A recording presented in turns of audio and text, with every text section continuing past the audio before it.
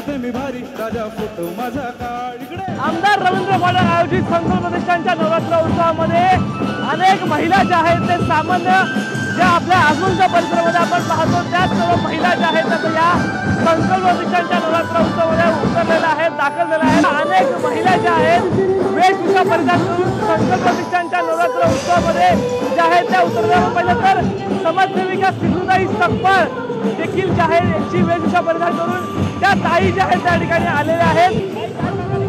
आज स्त्री ही प्रत्येक क्षेत्रात कार्यरत आहे। आज स्त्री फक्त गृहिणी नाही। खूप छान वाटतंय। लोक बोलतात बाई कुठे काय करते, पण बाई आज सगळ्या क्षेत्रात पुढे आहे। म्हणजे जसे रिक्षा चालवते, पोलीस आहे, ऑपरेटर आहे, मशीन ऑपरेटर आहे, परत कोळी आहे, झाडू खात्यामधले आहे, सिंधुताई सकपाळ अशा अनेक लेडीज अशा होऊन गेल्यात।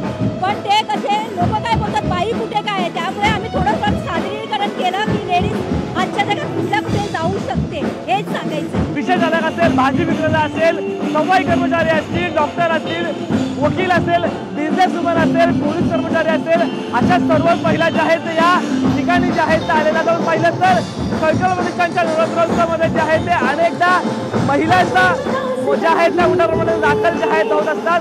आणि आपण पाहिलं तर यंदा देखील जवळजवळ महिला वेगवेगळ्या वेशभूषा करत या संकल्प प्रतिष्ठानच्या नवरात्र उत्सवामध्ये जे आहेत ते दाखल झालेल्या आहेत। कॅमेरामॅन विनीत सह शुभम कोळी, लोकशाही मराठी, ठाणे।